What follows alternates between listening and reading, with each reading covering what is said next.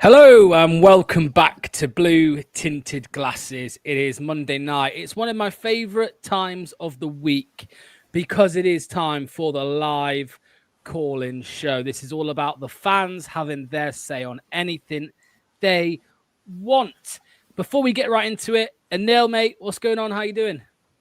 I'm good. Lots to talk about today. 6 goals at the weekend. New signing on the way. Wout fast once out, and maybe a points deduction tomorrow. It's never a dull day in Leicester, is it? Oh, but yeah, now that you say it like that, mate, yeah, absolutely. If you are new around here, this is how it all works. In the in the description of the video, and also in the live chat, which is right here, there is a link.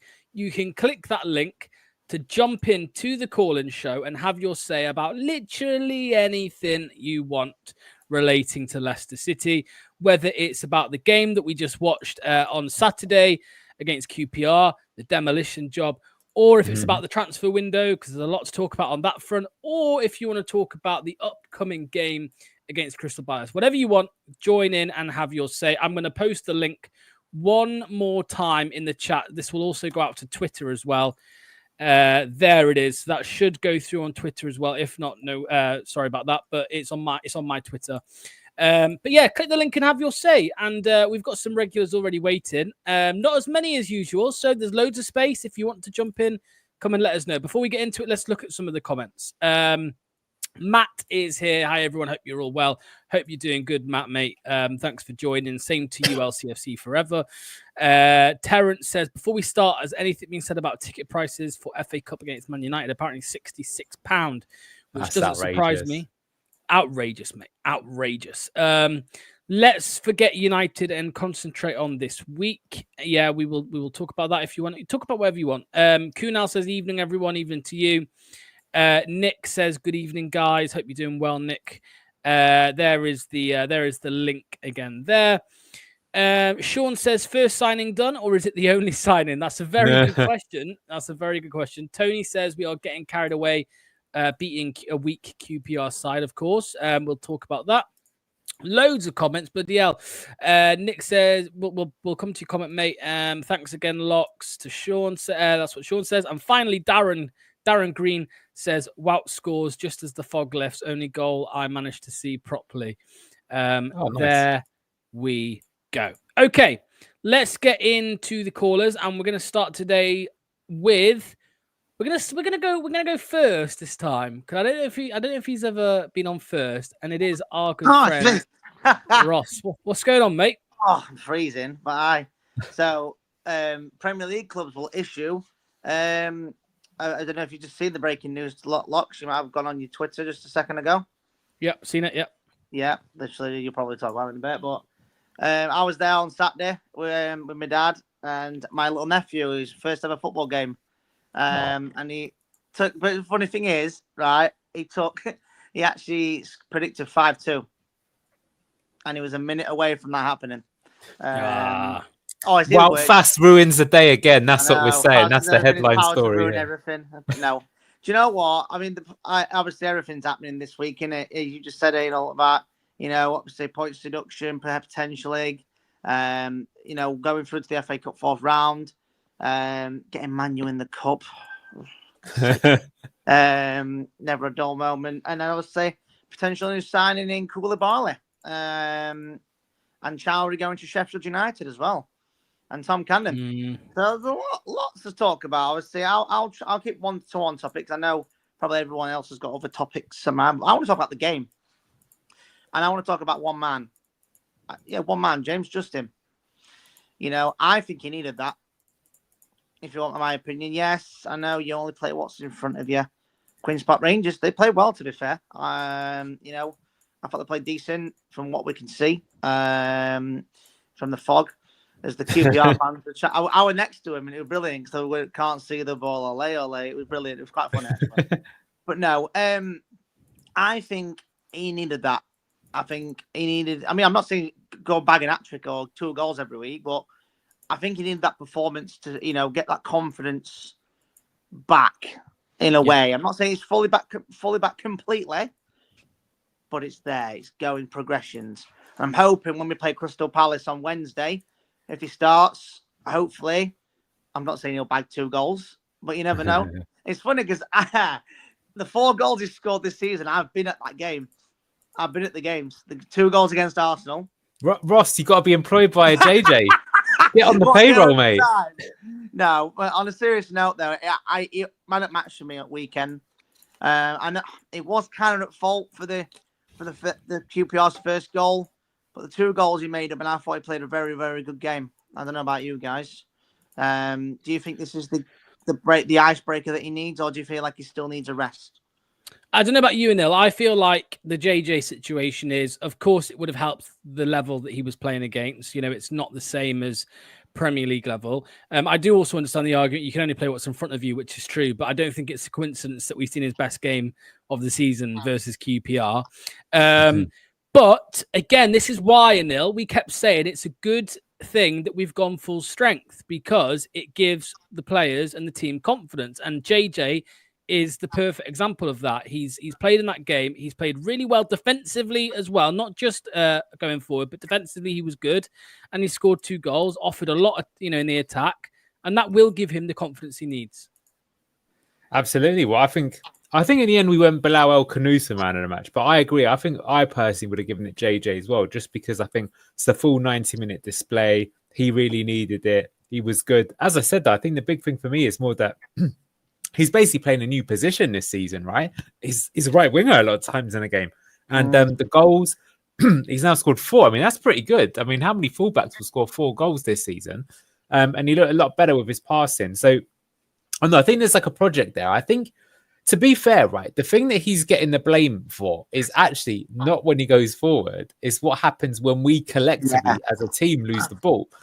Right. And that's the thing that's very harsh for him, right? Because the thing is, right, it's like, let's say all of us are playing together and I lose the ball.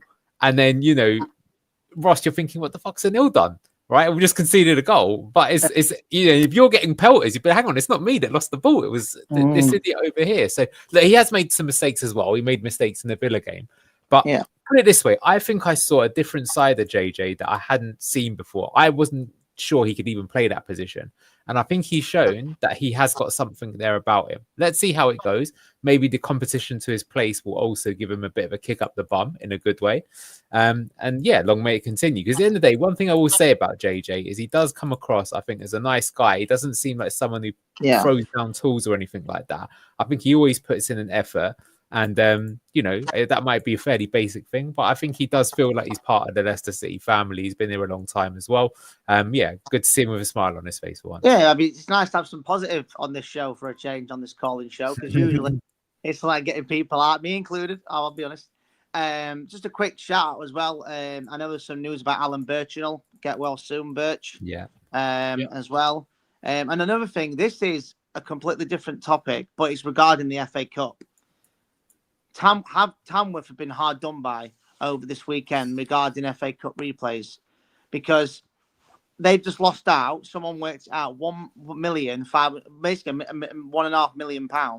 Tamworth have missed out on. Now, £1.5 million does not seem like a lot these days, but to Tamworth, that is a lot of money.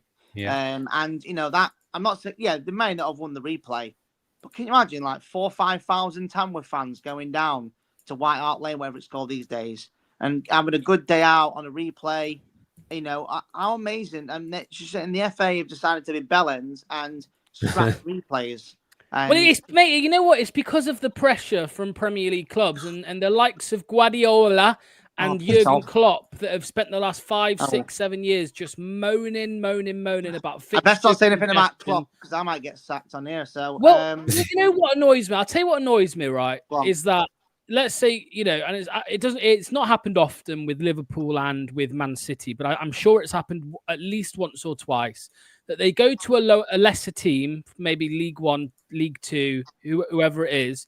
They field a bunch of youngsters who then can't win the game, which then forces the replay. So that's why there was fixture congestion in the first place. If you send at least half of your starting 11, first teamers down to, let's just say Tamworth, for example, Unless you're Tottenham, because Tottenham did do that and they failed, but until extra time. But you know what I mean? So that's the problem. That was what was wrong with Jurgen Klopp and Guardiola, people like that who were sending this is the thing, half-hearted teams down and then moaning when they didn't win. It's part of football. It's the FA Cup is known for the shocks. I mean, we've had shocks ourselves. You know, I mean, I know. Remember Wickham? I was there. The teletext mate. That was brutal. That one. But the teletext striker. We've had, you know, at Oxford, by the way, this is a little fact. You know, the last time they got to the fourth round of the FA Cup, the last time they got there was they played Leicester in 1981. But I'm just saying, a few years ago, Exeter played Manchester United when it was in Fergie. They drew 0-0 at Old Trafford. They went back to St James's Park, obviously it's their ground. They got a couple of £1 million, and that helped them for the next 5 to 7 years. And the FA to take away, you know, moments, you know, Tamworth are never going to play Tottenham again for a long time. You know, it's just a shame that, because, you know, obviously Tamworth is near Leicester, so some Leicester fans may have gone to Tottenham. But it is such a shame, and I don't know what people think about in the comments about any replays as well. Not just Tamworth. There's others, Maidstone United as well. You know, I know they didn't draw to anybody last season because they won Ipswich and they lost to Coventry. But, you know, the magic of the FA Cup is still there, and I'm hoping we can keep it alive. Whether it's Doncaster beating Crystal Palace or whether it's Plymouth did beat Brentford. Plymouth beat. I'll tell you what, credit to Plymouth beating Brentford. There you go. That's another shock. Another shock, obviously, Man U beating Arsenal. I mean, obviously, you know, a small club beating Arsenal, and now we've got to go to Old Trafford, and are hoping we take about 8,000 to 10,000. Yeah, hopefully 15%.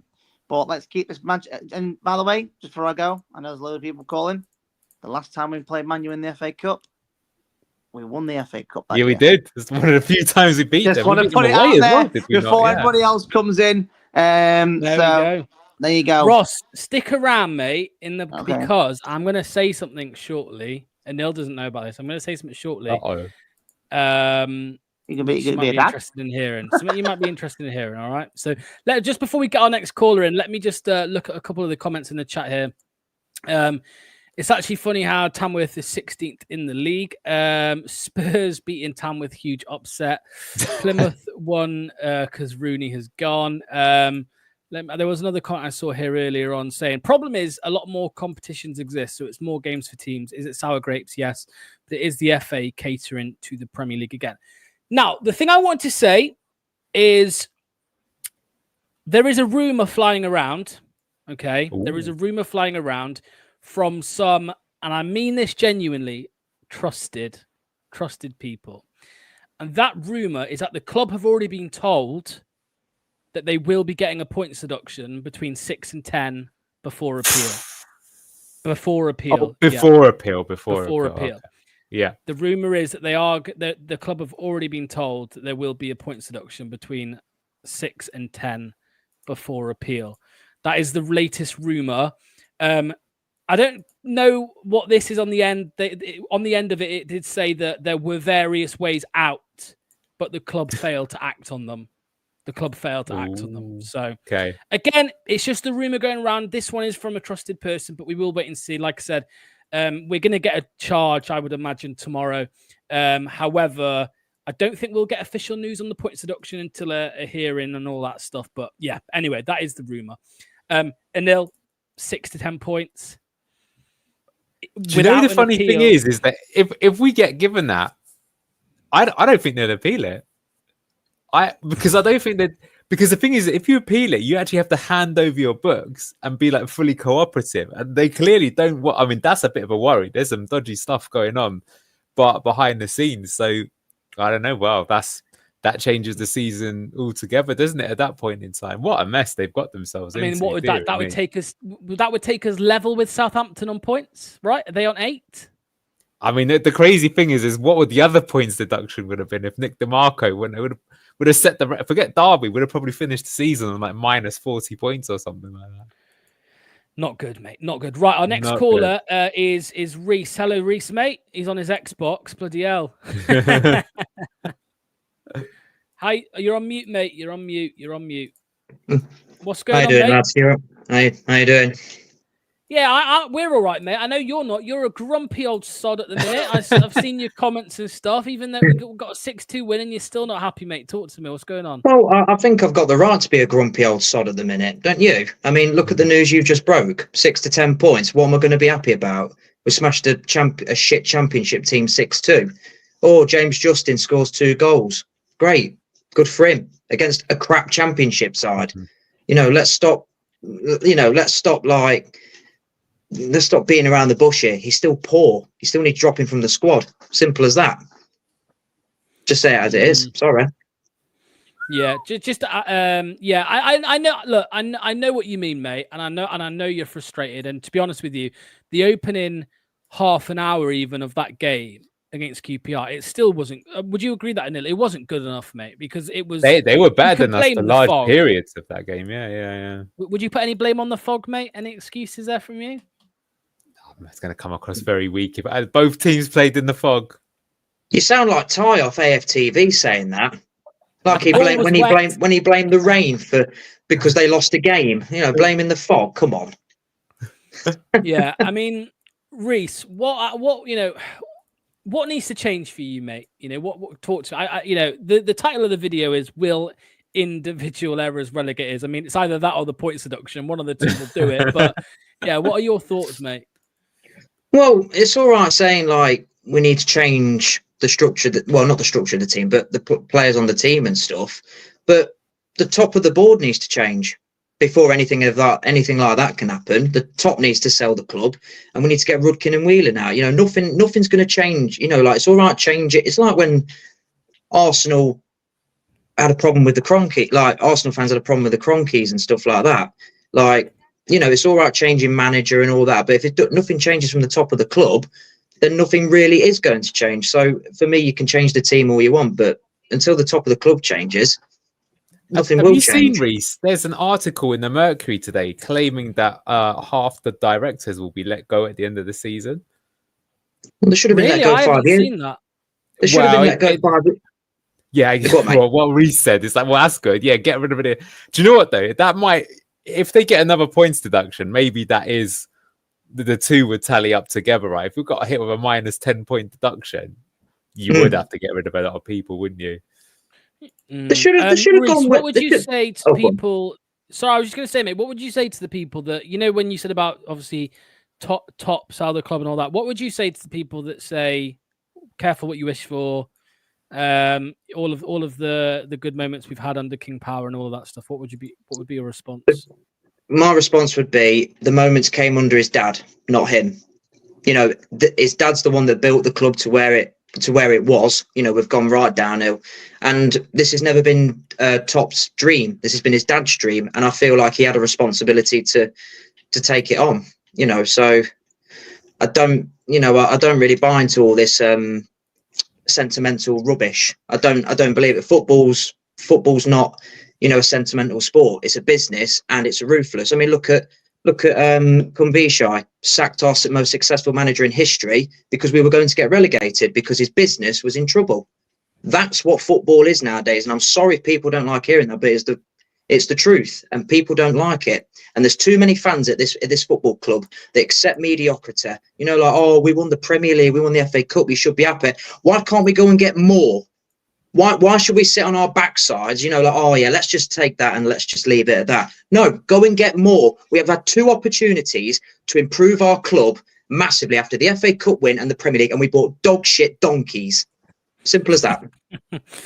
Yeah, mate, I understand your frustration completely. This is one point as well, by the way, because of the whole PSR stuff. If billionaires are not allowed to spend money, then we may as well have Locks as chairman. I mean, I kind of understand it to a certain degree, because you look at Newcastle, right? Can you imagine, they won the lottery in a way. They got, no matter what you think about it, the politics behind it and all of that, right? They got taken over by basically the fucking Saudi state, right? And they're getting excited. To be fair to myself, I did think like, no, they ain't just going to be able to go and sign Mbappe and all of that. But some of their fans, of course, did think that would be the case and go and spend what they want. But they can't. They're not even able to spend much more money than we are, every season, which is crazy. I mean, I remember they tried to get James Maddison the year and Harvey Barnes like the year before we got relegated, and they couldn't do it because of PSR. So, but yeah, anyway, Reese, mate, just final thing before we move on to Craig. What do you want to see? What are the positions? Assuming that the right back's coming in, what other positions do you want to see us sign? I like the look of him, by the way. I think he's perfect for what we need. I think that will allow Buonanotte to get into the team as well, because I think he's more of an attacking fullback than JJ is. And all right, like I said, JJ did score 2 goals, but it's against a poor championship side in QPR. You know, like we should be battering teams like that as a Premier League club. So I've read on Sky Sports that we're looking at a left winger. I don't think that's much of a. We need a right winger. Right winger's mandatory for me. I think we need 2 centre-halves, because by the looks of it, Wout Fass is leaving and Caleb Okoli's not good enough. So I think we need 2 centre-halves and a right winger. And I think that will be me. Go on. Cheers, Reese, mate. Thanks for calling in. Get Uncle Clibbo on the phone, mate. Give that Uncle Clibbo a call. I ain't heard from him, mate. I ain't heard from him, but I'll text him now, tell him to get his arse in here. Cheers, Reese. See you in a bit, Reese. Thank you so much. Right, here is Craig from Dallas Foxes, who was in the UK recently, and he was all over the bloody TV. I saw videos of him speaking to the Premier League and everything. Here he is. Hello, mate. What's going on? Hey, evening. How you guys doing? All good, mate. All good. What do you fancy? Having a little chat about tonight, mate? Because there's a lot going on. Well, I just want to bring up the fact that yes, I was trouncing around the country for 2 weeks, and you couldn't even make time to give me a pair of lieutenant glasses. I know, but I'm so sorry. I'm sorry, man. I'm sorry. So I should have got with Neil. That's what I should have done. Yeah, we'll get some shipped. Shipped. There we go. Somebody in the chat saw you. Look, somebody saw you, mate. There you go. I did see a few people, so it was seeing faces you recognize and everything. It's pretty good. But good. I was just listening to Reese, and I apologize.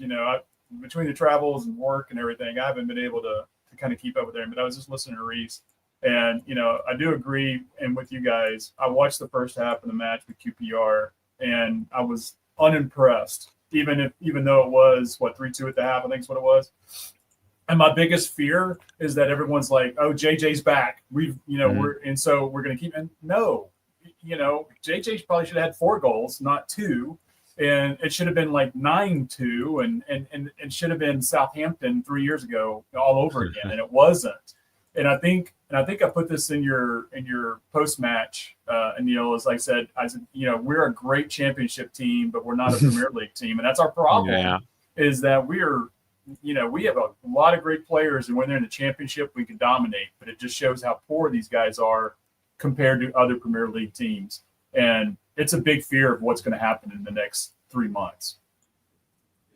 Yeah, mate. I mean, let's talk about it. I just mentioned something that there is a very, very strong rumor going around at the moment in the last hour or two that the club they've already been told they will be getting, before appeal, between -6 and -10 points. I mean, that's the end of the road, isn't it, mate? Surely that's the end of the road. Yeah. Well, I mean, so you might as well just say 6, because no matter what the number is, more likely to appeal, it might get dropped by a couple, whatever. So it's probably 6, which is the bottom. Yeah, and even then, so we're going to battle Southampton for the worst points ever in the Premier League. Is that what we're going to do? Is see who can get the least amount?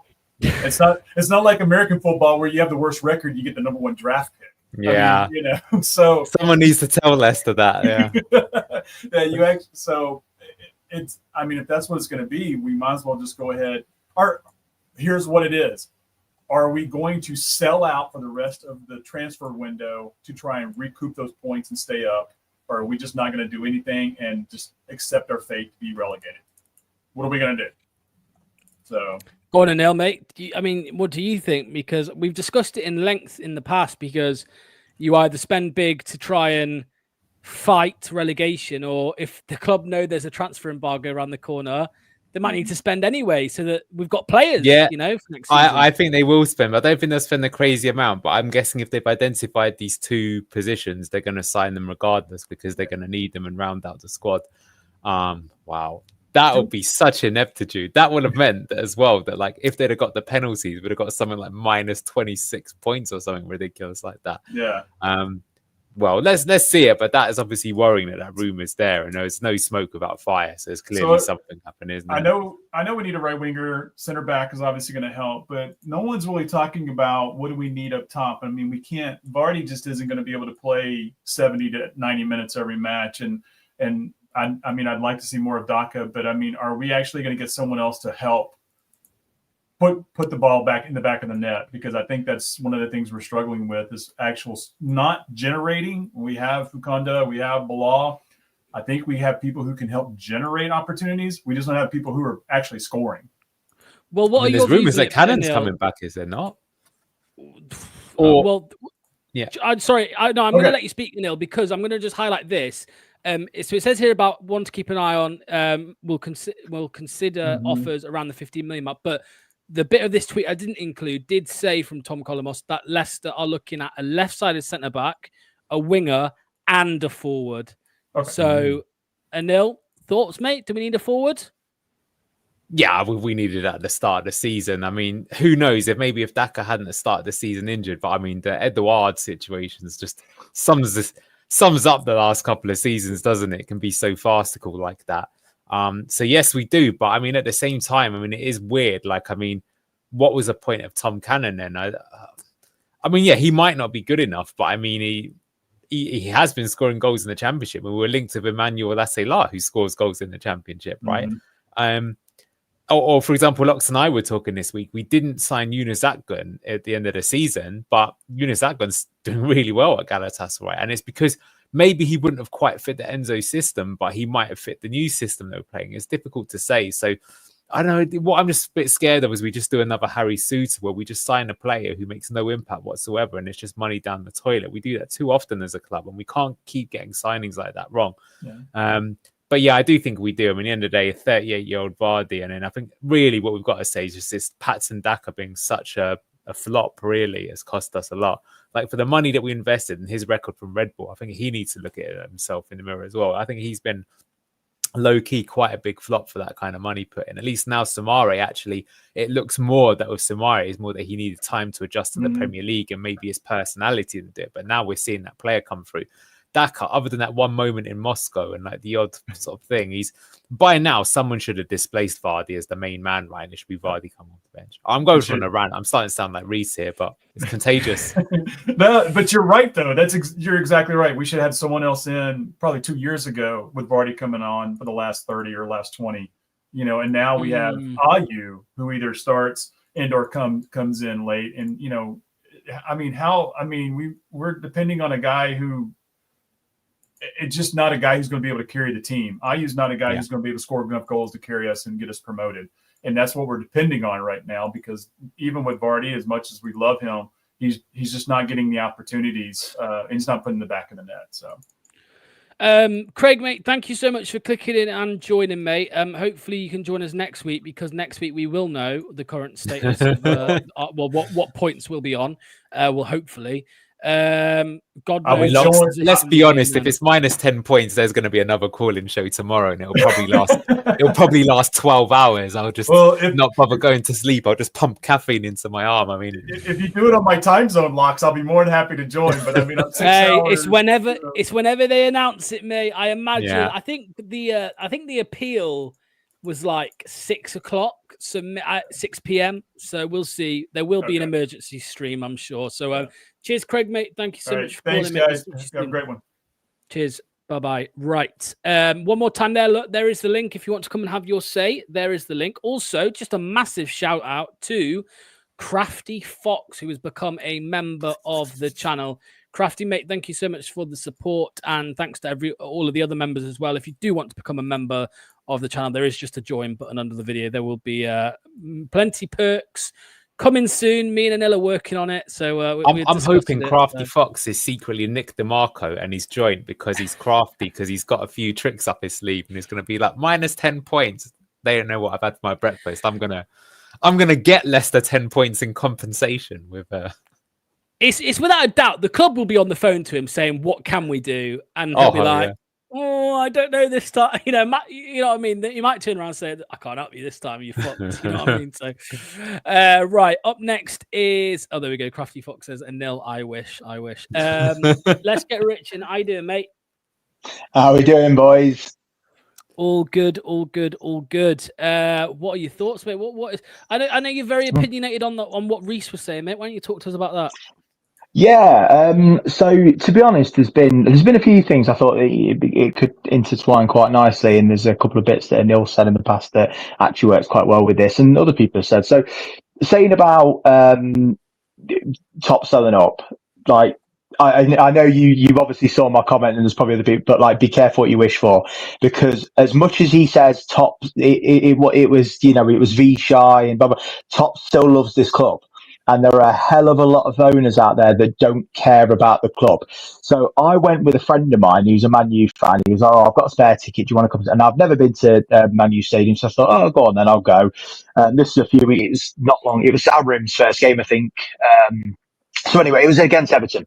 So I went and watched, and honestly, the crowd hates their owners. And I mean hate their owners. They were chanting constantly. The atmosphere was horrendous. And I was thinking, honestly, I was sat there going, we're in a worse position, but thank God we've got Top as an owner.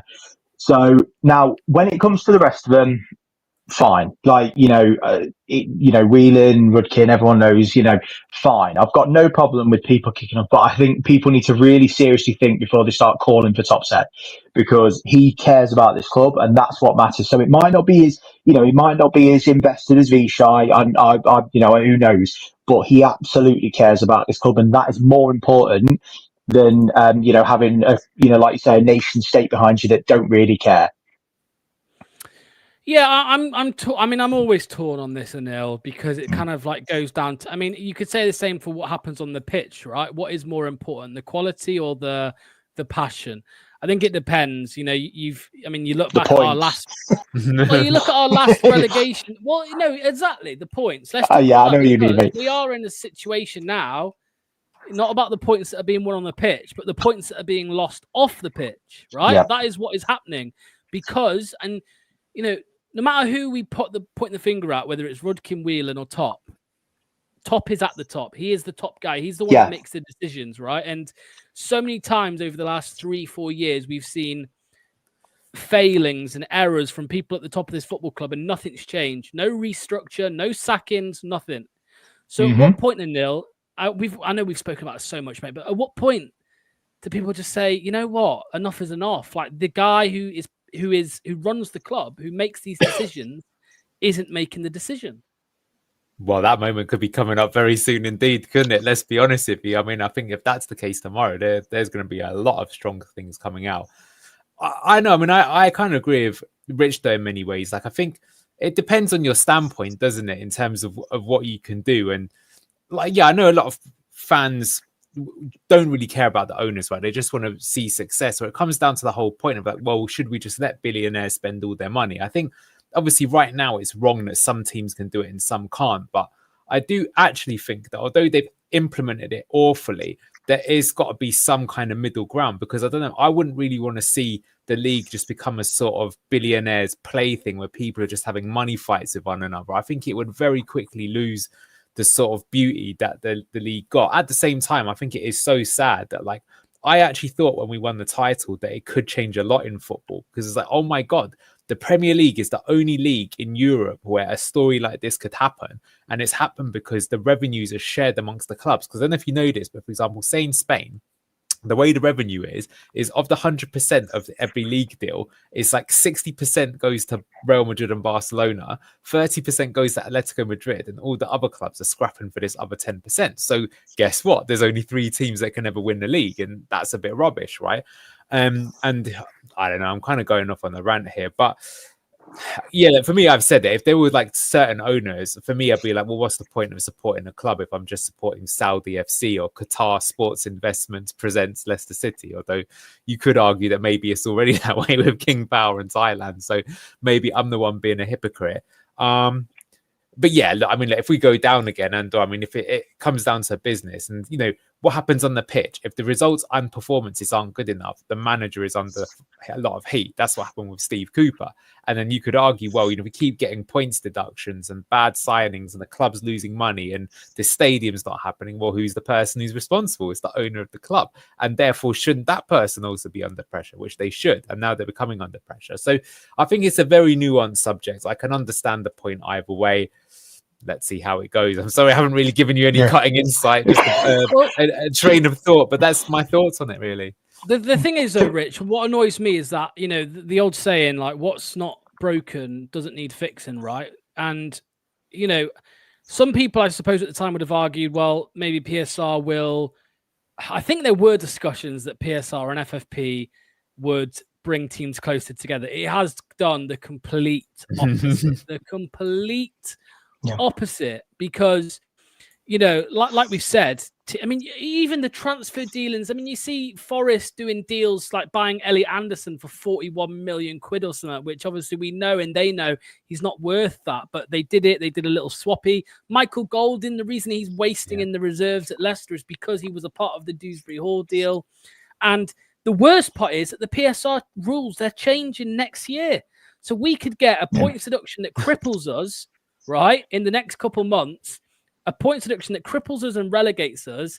And next year, when we're in the Championship, it's all right. The rules are changed now anyway. As soon as they decided these rules are going to change, that's it. They should just say, all right, there's no deductions, there's no punishment now until we've got a brand new set of rules. You can't do that, mate, because then you could argue speed limits are irrelevant, because as I can see the sign for a 50, I might as well go up to 50 even though I'm in a 30. Like, it doesn't work like that. The rules are the rules until they change. Like, that's how it works. I do get your point, though. I get that it's frustrating. The thing I'd say, that I swear I just saw a comment that there's no evidence Top loves the club or something. I don't know whether you brought that up. There's no evidence that he cares, I think somebody said. Yeah. Oh, right. Okay. Well, I think 100 million wiping off our debt recently probably cares, but anyway, that's by the by. Well, does that help him sell the club, mate? Does that help him sell it? Yeah, but it helps us either way. Does it? Like, he's not going to get that back. You know what I mean? Like, he's not going to make that money back from it. As in, by paying that off, he's not going to make 100 million again. You know what I mean? He's just not. That is lost. At least a portion of it is lost. So he's done that for the club. In regards to something that we've heard in the past, I just wanted to make two very quick points, and then obviously, I don't want to take any more of your guys' time. The thing about signings, this PSR thing and points, they're damned if they do and they're damned if they don't. Because I think it was yourself, Locks, that mentioned this. If they spend a load of money to bring players in, which people are crying out for, we've already had it loads. How come we've not made signings? I can't believe we've not made signings. But then in the same breath, in the same conversation, we're going, I can't believe we're about to breach PSR rules. Well, which one do you want? That you can't have the carrot and the stick. You know what I mean? So I think that we don't understand this as well. Like, I know that we're all having, we understand it as much as we can as fans and as much as we can given the limited information we're given. But it's impossible for us to know the inner workings of how this is all working. And so there's an element of, like, you can't have it both ways. So pick a lane. You're either mad that they're spending or you're mad that they're not, but you can't have it both, because that's just not fair. Like, you cannot be mad at both. And finally, the point about Jamie Vardy. Before you say your last point, before you say your last point, I want to hear Anil's thoughts on that point, right? Because Anil, this is where any sympathy I do have, it comes down to this. And it's not just that, it's just how football is, right? Because we always talk about Patson Daka, Buba Samari, right? They were two players that were sought after all across Europe. The data model that lots of football clubs go by suggested that these two players would be the next big things. Leicester City managed to get them both, and on top of that, Wesley Fofana manages to get them. We had to offer big wages, otherwise they would have gone to another club, right? It's as simple as that. And it obviously turned out quite poorly. I mean, it's taken 3 years for Buba Samari to start looking like a player. So, and then as well, going on from that, like you said, about spending the money, you can spend the money, but if they turn out shit and the team gets relegated, then that money's down the drain and you've breached PSR. So do you have sympathy on that basis, Anil? Yeah, I do. I think you can see how we've ended up in these circumstances. But at the same time, I do think that post-relegation, the fact that they marked their own homework and came up and graded themselves an A, is you can't do that. That just shows no accountability. I think anyone in a company, I mean, you could even, they could come up with a statement and say, it could have been a lot more strongly worded. They needed to have some action there, and they didn't have any action. And it just seems to be history repeating itself. So I think 100% agree with that, by the way, 100% agree with that. Yeah, so that has got to be held against them. I mean, what they could have done is a bit like sacking the manager. They should have made one sacrificial lamb sort of thing. Like they could have said, like, John Rudkin's no longer director of football, but he will be technical director or something like that. They should have got an external. They should have got someone external to come and investigate and produce a report that was, that was a public report to the fans. That's the only way I think that people would have even had an inkling of like, fair enough, an ounce of sympathy. But because they've done what they've done, I do get why so many people have, kicked off about it. Anyway, sorry, jumping in there, but no, absolutely. I mean, like I say, it's still a nuanced subject, but I mean, it's that's a go. But I mean, I don't know what's going to happen with it, but I do feel that change is in the air now. That's what I will say. This does feel a little bit like, to be honest with you, actually just before the club got sold to the King Power Group, where it was clear that the ownership before that wasn't working out. And I hate to say this, I don't know if you were around for this, Locks, but like what happened with Leicester in the past is there was this ITV2 deal, and that's basically what the new stadium had been using the capital for. And then they fell through and went bankrupt. And that was the reason why Leicester essentially were out of the Premier League for 10 years, because it had like massive ramifications on us and what we could spend till King Power Group came through. And I hate to say it, but there's a lot of similarities between then and now, I think. So, I don't know, it feels like the end of an era might be happening right now. Rich, what would it take for you to say, and I'm not saying that you'll ever say top up, but what would it take for you to say enough is enough? Like that is, too much has gone wrong here. Yeah, no, absolutely. And look, I will get to that point if, for instance, we have this points deduction, and then we get relegated, and there's no accountability, and there are no heads that roll. Then at that point, I will go, right, this is, as you've just said, it's bordering on nepotism. You know what I mean? Like, it's like, it's at that point of like, right, you can bollock the people that have messed up. So, and they need to. And at that point, like I say, look, if we get relegated, which, look, I'll be honest and say, as positive I am, I do think we are getting relegated this year. If we get relegated, if we have the points deduction, all that sort of stuff, then, and like I say, there's no accountability. You were saying that there's potentially a mass call coming. It needs it. Absolutely needs it. Unfortunately, we've lost a lot of people that were brilliant for this club over the years, and as and it's just gone and gone and gone, and it's getting worse. So I'm hoping that we can start to, with a bit of a clear out, we can get some decent people in, and start to see the light again. Final question: do you think, let's say that a charge is announced tomorrow, not the points tally, because we don't know what that will be for a while, I reckon, but if a charge is announced tomorrow, which we're expecting it to be, do you think it could get a little bit toxic in the ground on Wednesday, especially if we went on to lose it? Even if we don't get a charge, and even if we don't make a signing and we lose, it'll be toxic. Our fans, and I know this is going to be, it's not going to be controversial. People have said it before. I think we've got one of the crappiest fan bases, to be honest, in regards to people turn so quickly in this fan group, and they just everyone kicks off at the clappers, but then without the clappers no one makes any bloody noise. So you know what I mean, like, and it's just it's unbelievable, right? I just find, and don't get me wrong, there's lots of clubs like this, but you do tend to find that we are a weird fan base, walking out where Enzo's winning the bloody, championship because we don't like the football, but we're winning 4-0. Like, get over yourself.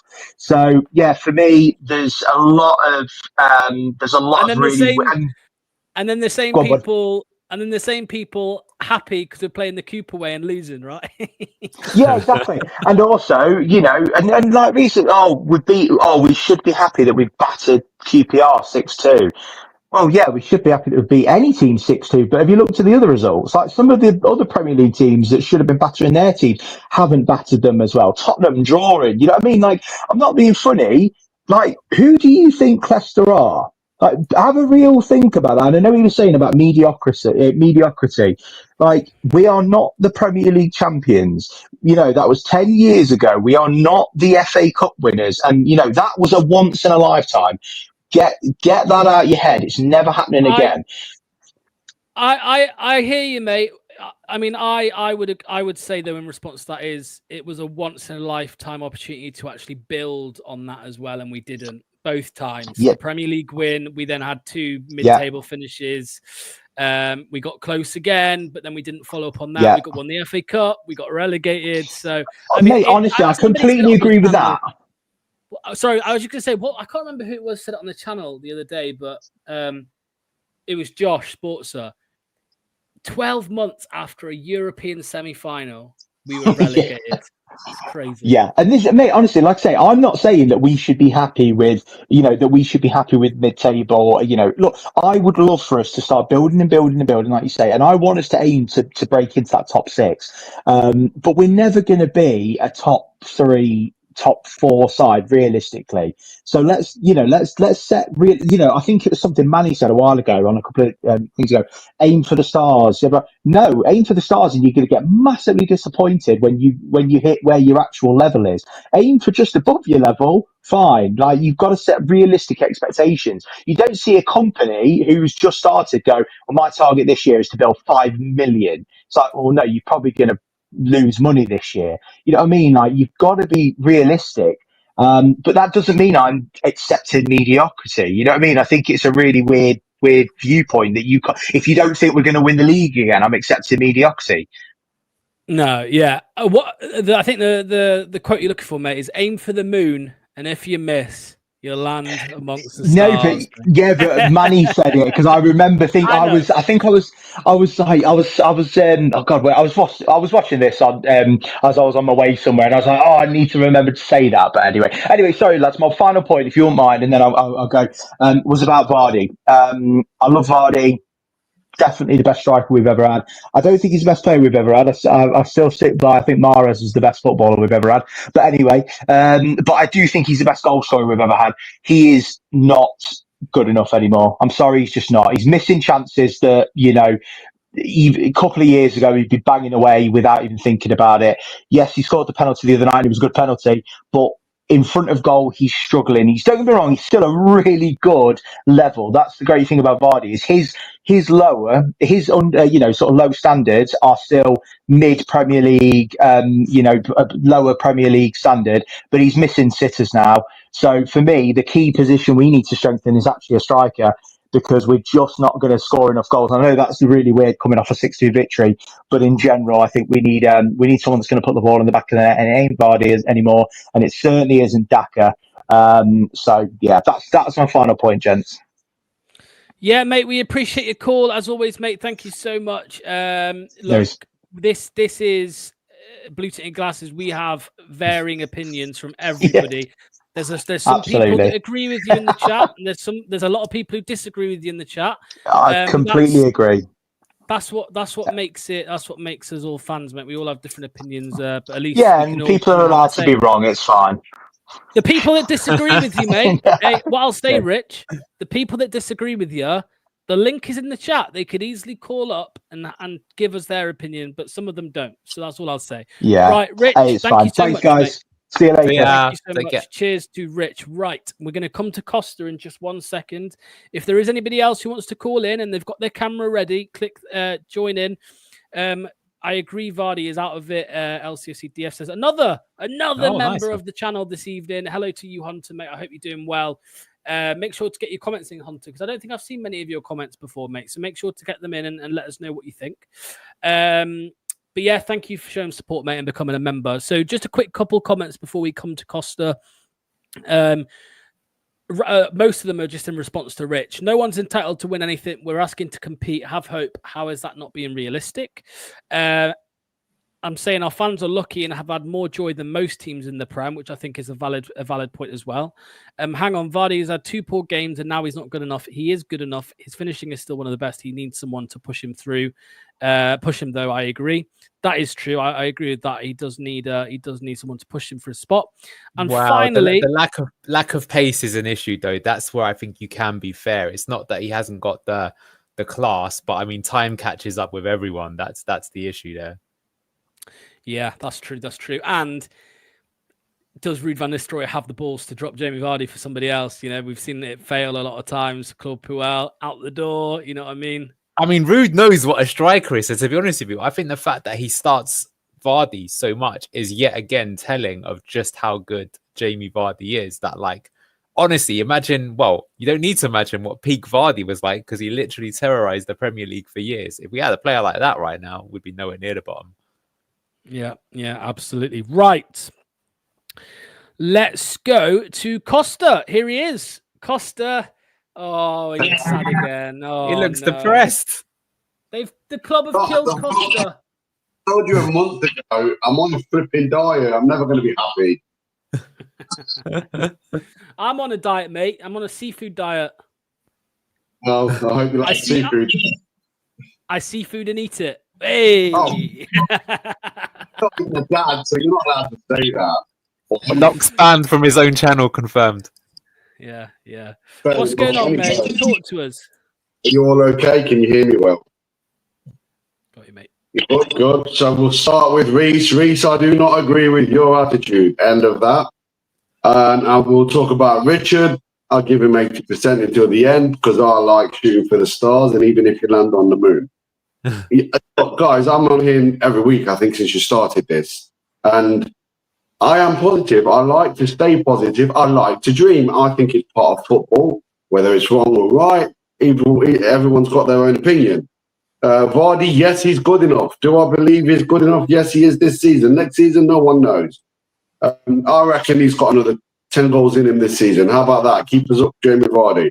If we win against Crystal Palace, the whole mood is completely changed. Right, that's 2 wins in a row. The camp will feel good. Everybody will start dreaming again. But we're all negative at the moment. It's dark outside. It's cold. You know, I get it.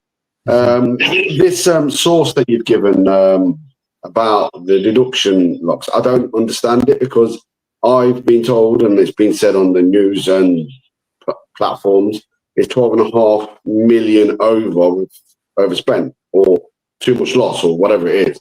And that comes around as 3 points, not 6 and 10. So your sources, are they good or are they barbecue? 3 points for a breach, and then more get added for how much you've breached by. That's how it works normally.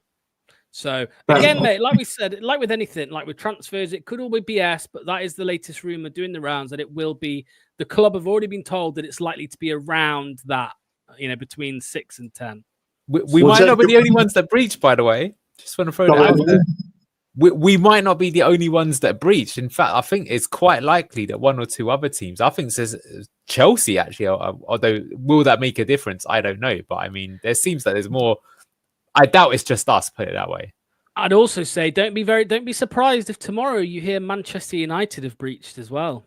I very, very doubt that. I don't care about what rules are and everything. Look, I'll give you a hypothetical question to both. Yeah? Right? Just imagine for a second that PSR doesn't exist. Now just go back to where it didn't exist. How would your mood be? Where would we be now? I would be quietly optimistic, whereas now I'm loudly pessimistic. But I would be quietly optimistic about our chances if the point deduction just wasn't going to happen. I don't know. What about you, Anil? Don't know. I mean, if we could spend more money, maybe. But I mean, the table doesn't lie. If after 20 games you're in 19th place in the Premier League, it suggests you're probably not a very good team and you need to improve it pretty quick. I don't know. I think you've dodged the question because the truth is, yeah, if PSR wasn't there, then Ono always took the loss, always did, and we never spoke about how much was a loss. Yeah, and losses came along obviously when we got relegated because our owner was ambitious. Okay, he's got a statue of his dad in front of our stadium. Of course he cares. Of course he cares, and that goes a long way. But is he incompetent? He's made mistakes. Incompetent is a big word, you know, quite harsh. Would I change him? No way. No way. You don't know where you're going into. It's a lottery changing your owner. Who are we going to end up with? I do agree. I do agree on that sentiment about, you know, you don't know what you'll end up with. Careful what you wish for and all of that. But I mean, 2 relegations in what, 2 years? It'll be 2 years, you know, to the day nearly. That's bad. That's very bad, especially for a club that won the Premier League. That won. We've been hit hard.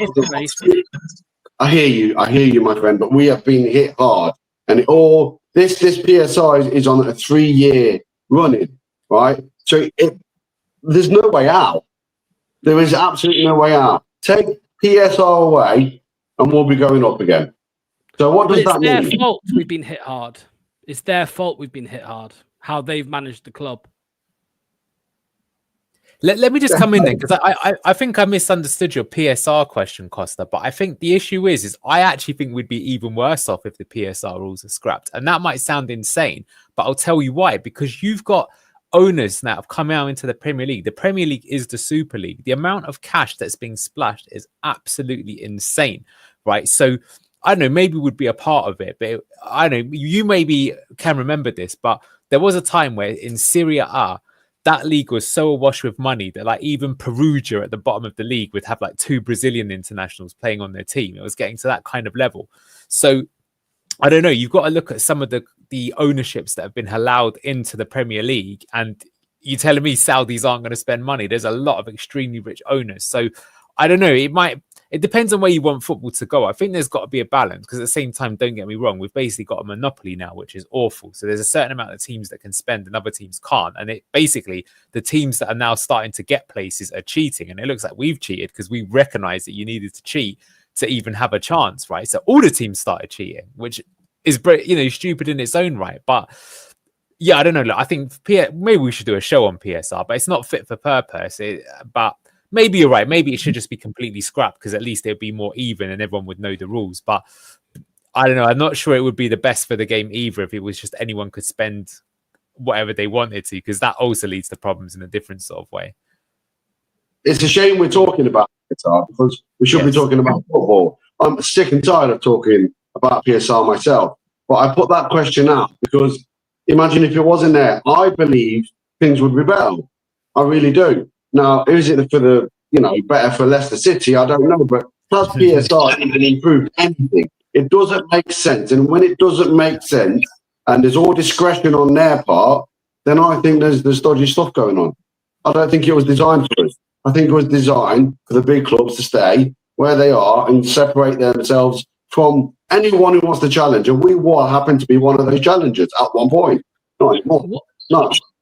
What I would recommend to everybody watching this, including you, Costa, and you might have already seen it. It was early days of this channel, probably August. We had on Kieran Maguire, football finance expert, and he explained quite a lot. And he actually told a story about how the year Leicester City won the league, at the end of the season, he was invited to a media event at. He didn't name Sky Sports. He just said a very large, sports broadcaster. Yeah. And there were CEOs of big corporations there, big companies, really not happy that, you know, some of the big clubs weren't in the top 4 because it was all money related, right? Leicester City won the league, killed. And yeah, a lot of money that season. So yeah, I would recommend after this stream's done, everybody go and watch that video, because he tells a lot. So Costa, mate, thank you for calling in. Much appreciated as always. We hopefully, mate, next week we might be in a bit of a better mood. Maybe not though. I've got a feeling we might not be. But what's going to be the score for both of you? Two questions. What's going to be the score when we play Palace? 1-1. I'm going to go 2-1 Leicester. Yeah, it's in the hill. Go And 1-1. just remember how Jamie Vardy scored that goal against the last time we played Crystal Palace. That wasn't long ago. Is that player not good enough? Just think. Do the Rashford, Marcus Rashford. Costa, cheers, mate. Thank you so much. See you soon. I'll be in Cyprus next week. I'll still call in. Oh, Oh, look great. at that. Lovely Amazing. stuff. Cheers, Costa, mate. Thank you so much. Have some halloumi cheese for me, please, mate. Have some halloumi cheese. Right. Up next is Joe. We'll get Joe, and then we're going to end with Azza, which I think is Aaron. So, yeah, Joe first. Hello, Joe. What's going on, mate? You're right, guys. Yeah, I'm good. I've just had a look at the camera and realised how horrendous I look, so I do Oh, apologise. it's all No mate, worries. Look at this. Look at this. It's fine. That I is just want to say, guys, I've been a long time watcher of the show since you started, Locks, and I have to say, fantastic show. I watch all your content. Don't comment very much, but honestly, fantastic content, guys. Oh, thank you. Best Leicester fan channel going on YouTube. Honestly, Thanks, I clicked in. Just I know this isn't really a question, but I clicked into. I watch most of your watch-alongs basically to keep myself up to date with the match, Locks, and you basically said you realised that the content space wasn't there, and I was constantly thinking for a long time before you put this out that the content space wasn't there. So no, guys, you're doing a great job, and Anil, your analysis, mate, spot on. Love it. we haven't paid you, have we, Joe? Just for the record. No, This is the easiest caller of the day in my life, is all I can say right now for spoilers. We're very easy to manipulate here. Yeah, exactly. Just my question, basically, and it's going on with the PSR, kind of following on, basically the same sort of conversation you had with Costa, and essentially, when does it end, boys? When does it end? Because I genuinely have got concerns that we're just never. It's a never-ending loop. It's going to hit us eventually. It's just about when. And I'm just worried, obviously, if we do get relegated, what happens to the club? I've always said that if we have a club to support, I'm always happy. And I just worry with this ongoing thing. We're just in a bit of a mess financially. And genuinely, I'm a massive Leicester fan. I let it control my moods, as I'm sure a lot of us do. And I just wanted to know from your side, when do you think it ends? Because I'm starting to get really down about it now. When I clicked in at the start of the show, and I heard you say what you said, Locks, I was like, well, yeah, of course. Like, of course, it's never ending. Yeah, mate. Yeah, honestly. I mean, what are your thoughts on that, Anil, mate? My worry is I feel like we're on our way to becoming the next yo-yo club, aren't we? Where we're going to keep going down, coming up, going down, coming up. But the problem is that even the yo-yo clubs can't maintain that consistently. Like, look at Norwich. They did that quite a few times, maybe 2 or 3 times in a row, and now they can't get back up. And now you look at them and then they start falling away. So I really hope that doesn't happen. But I would say maybe to be a bit more optimistic. The thing with Leicester is that even though we have had bad times, we are quite good at getting out of it. And I think that's maybe because of the kind of catchment area or the fact that it is like a one club town sort of thing, city, right? So that helps us to some degree. You're always going to be able to get some sort of level of academy players that they might not be, Lamine Yamal or whatever like that, but you can generate good players. So I feel like that will come back to get us. But yeah, because the problem is that I mean, look, I don't know, in some ways it was great to beat QPR 6-2, but in some ways, isn't that terrifying that a team that was like third in the form table in the Championship goes away to the Premier League to a team that's lost 5 in a row and they get tonked 6-2, right? And they didn't even play that well. So that's the problem, is that if you go down, does it mean that we can't get back up? And then the bigger that gulf becomes, how do you bridge it? And maybe at some point you get to the point where you can never bridge it. Now, I hope that obviously doesn't happen, but I'm not going to lie, that is a little bit of a scary thought that goes into the back of my mind. We have been there before, but we did eventually get out of it. Yeah, just on that, Anil, I've been saying all day at work, I'm a very, very vocal Leicester fan at work. I live in Mansfield, so a lot of Mansfield Town fans, Nottingham Forest fans from where I live. I grew up in Nottingham, but my family's from Leicester. And, I said it's scary to think that the gulf between the Championship and the Premier League is massive now, because the fact of the matter is, yes, we didn't play great, but let's be honest, we absolutely rolled over QPR. And like you just said, That it's just the golf, and we will struggle, I think, against Crystal Palace on Wednesday. I'm fingers crossed we get a win. I'm hoping for a 2-1 win, but just the difference. We were winning week in, week out last year, and we can't buy a win at the moment. Obviously, that's 5 on the bounce in the league that we've lost, and it's just depressing. I want to go back to winning. Do you know what I mean? It's taking a toll on my mental health, really. But mate, I say this a lot to people because it's kind of like, it's so easy for non-football fans to say stuff like, oh, it's only a sport, but so, for some people, mate, football is life, you know what I mean? And things like, their club Leicester having these bad things happen, whether it's on the pitch or off the pitch, man, it affects people. So yeah, it's not good, and I understand exactly where you're coming from, mate. My missus, she knows if Leicester lose, she knows not to call me for like 2-3 hours after the game because she knows I'm going to be in a foul mood regardless. I'm just honestly, every time we lose, it just puts me in a horrendous mood. So I don't know what it is, but yeah, it affects me like that. Mind you, when we win, on the other hand, I'm in the happiest mood I've ever been in that week. Do you know what I mean? So it really does affect you, and I think there's a lot of fans out there, yourselves included, that are like that. That it really does affect you. So yeah, mate, honestly, I totally agree. What I want to do, mate, is say thank you so much for your call. Try and call again next week if you can, or if not, the week after. I will do. Thank you very much. Thank you for having me on. And thank you for the kind words as well, mate. It's very much appreciated. Cheers. Okay. Cheers. Yeah, thank you so much. Thank you so much. Right, we've got one more caller for today. It's going to be Aaron. We'll get you in just a second. Just last little look at some comments. Versus QPR, the 2 goals, one was a scream and one was individual error. Again, I'm not worrying about those too much. I'd worry about the individual error one, but it was Harry Winks. So, and for the teams that come up, it's super hard to stay up. It's the signings that have cost us. 4 of our summer signings on the bench Saturday, not good enough. That is very true. Very well said. We can only be a yo-yo club if we go back up, and the EFL will slap us. Very good point. Daniel O'Connor says, the scary thing for me is after relegation and promotion, the squad is still full of dead wood. Wout Faes and others do more damage than PSR, whereas I think Ipswich are prepared for both outcomes. That is very true, because I keep saying this, Anil, that I've said it all season. Ipswich have built a championship squad. But I don't know, actually, because I was going to say, without taking out any punishment that the EFL are due to give us, current squads, who would you say is more prepared to come back up next season? Oh, Taking Ipswich, away any punishment. No, still Ipswich. You think they are?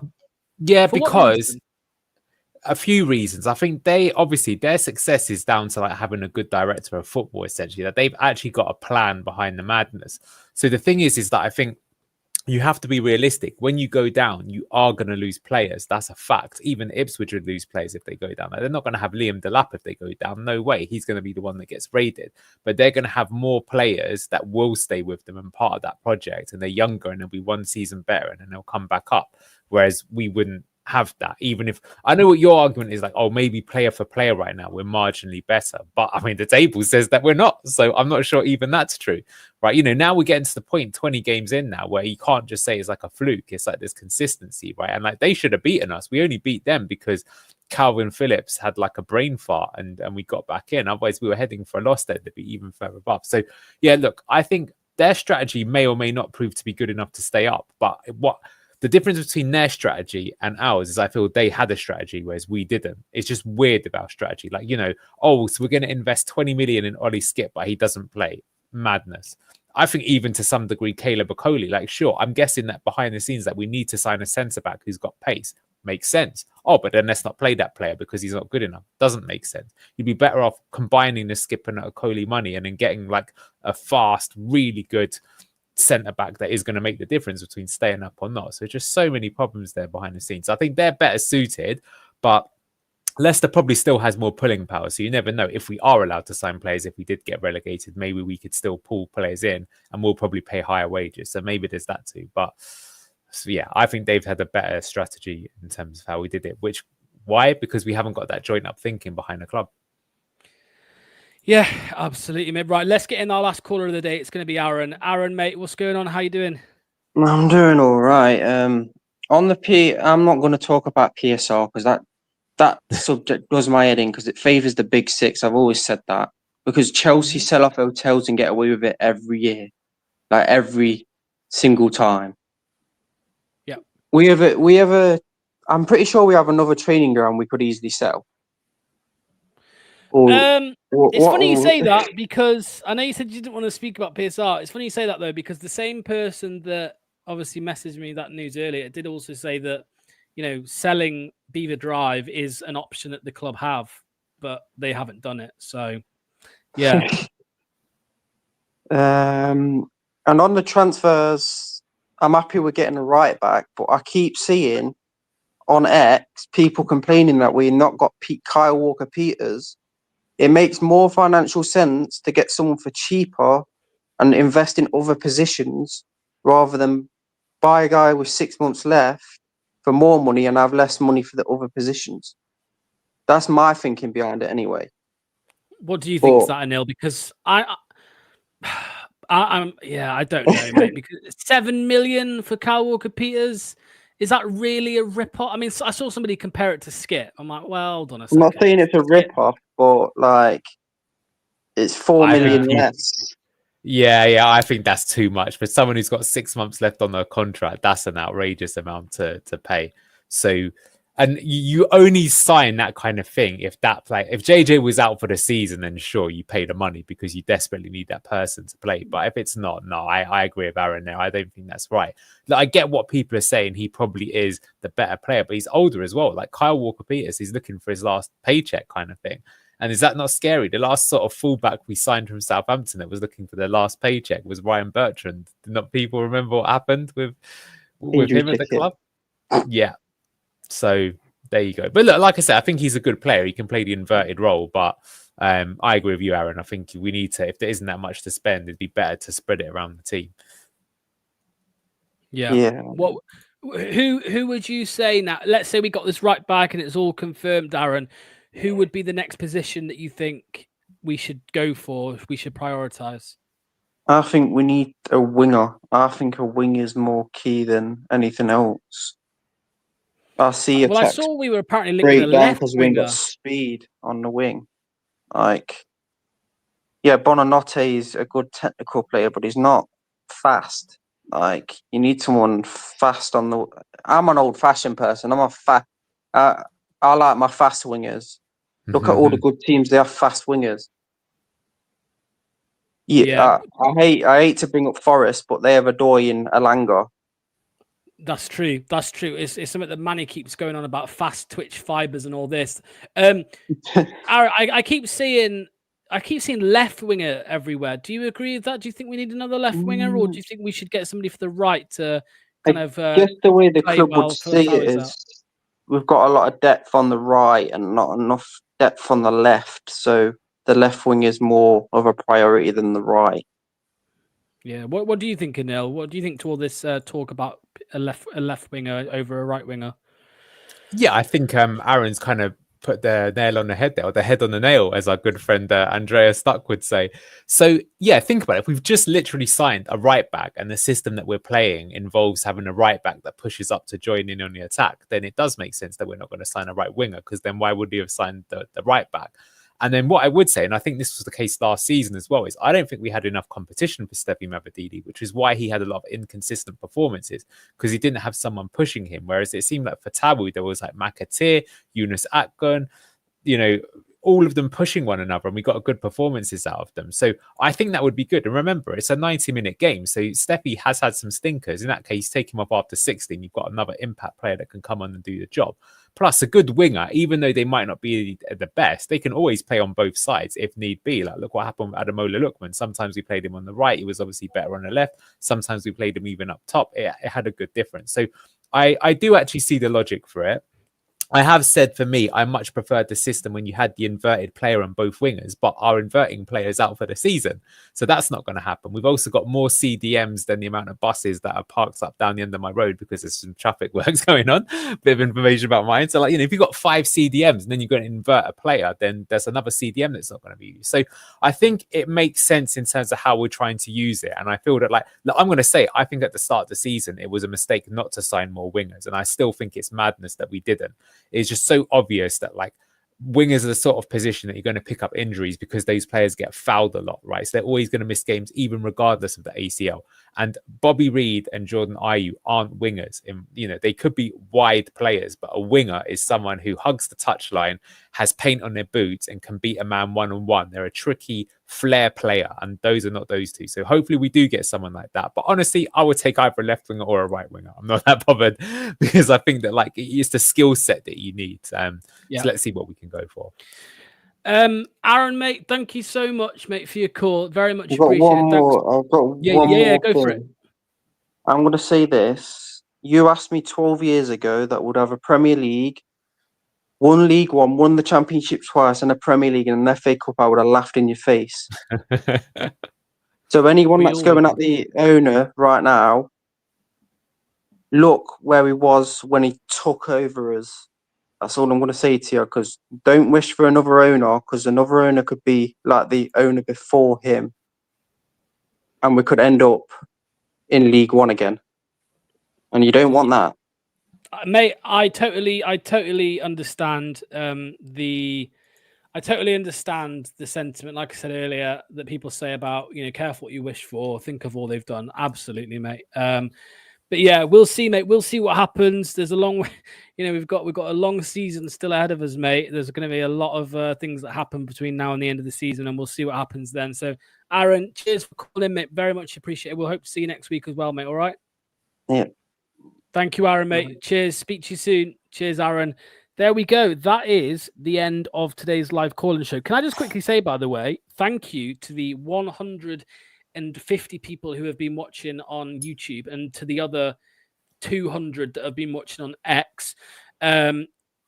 We've on this channel's quickly became, you know, the home of Leicester City fan-driven content on YouTube. We really do appreciate it, and we appreciate every single one of the contributors, whether it's the regular people like Manny and Kate and Luke and Doc and everyone else, Ragsy, or just the people that call in on a Monday night. All of you that leave your comments, we appreciate you all. Thank you so much. Let me add to that, Locks, as well. I want to say thank you as well, because what's even more amazing about that is it's a pretty tough time for the club. So I think it's amazing that everyone comes in. I consider this to be like a community, not just a channel. Yeah. Right? We want to hear what you want to say. And I think there's some quite civil discussions. Sometimes maybe it gets a bit out of hand in chat. We were watching them as they go along. But I think, look, we should respect each other's views. We all ultimately want what's best for the club, and we're going for a tough time. But you know what? It's one of those things. If you are going for a tough time, spending it with your friends and your blue-tinted family can make things better. And I don't know about you, Locks, but that's actually how I feel sometimes. And I think compared to, you know, the last relegation season that we had, I think that's why this time round I feel a bit better about it, because I feel like it's a bit like we've got a psychological therapy with all your friends calling in every day to help you out. So I thank you for everyone that's been watching. Yeah, I mean, I've watched lots of Leicester City YouTube channels over the years, and I don't think I've ever seen 150 people plus all tune in on one show at the same time on YouTube and getting their comments in and all this stuff regularly, literally every stream now at the moment. So thank you to all of you. It's very much appreciated. Scarlett with the kind words, she gets the final comment. Caller of the day, Neil. I'm going to give it personally. I'll let you come at me though with a different shout. Oh, I've got to give it to Joe for his kind words. Got to give it to Joe. Easy. I said it at the time. That's the easiest one of my life to do it. But I think it wasn't just because he buttered us up, right? Actually, it's because what he said, which I think is right, which I guess we both recognize as well, which is there was a gap in the space to have, I think, like a more considered channel for Leicester City. And you know what? Let's put this out to the fans as well. You know, you tell us, what do you want to see coming next? How can we improve the channel? How do we get it even better? Because we've only just begun. And unlike maybe the owners of Leicester City Football Club, we're quite ambitious. So we want to, you know, make it even better for everyone involved. But that was a top call, Joe. I hope you call in again next time. And I say that to everyone. There's a lot of people I've noticed that they watch the channel quite often. They comment rarely or sometimes a bit. And we'd love to hear from you. We really want to do from that. Get your voice in. Everyone's got their entitles their say. And, you know, there's some really great people that we do that. You know, the ones that I like the most as well, the ones that even have like a slightly different viewpoint, or they say something that you haven't thought of before. Those I really enjoy speaking to, those sort of people. Absolutely. And let me tell you one last bit of news, the last bit of news tonight. Okay. And this is from a very good source, Kieran Maguire and Nil. I've just been speaking to him on Twitter. He says points deduction news or the charge should come at 9 or 10 a.m. tomorrow morning. 9 or 10 a.m. I better cancel some meetings then, is basically what I've So there's the news, everybody. 9 or 10 a.m. We'll see you very soon. We'll see you tomorrow on Blue Tinted Glasses. There will be a preview as well coming out at some point tomorrow, looking ahead to the Crystal Palace game between Anil and Luke. We'll be doing that one. So yeah, have a lovely evening, as well, as good as it can be, and we'll see you very soon. Cheers all. Cheers, Anil. Bye-bye.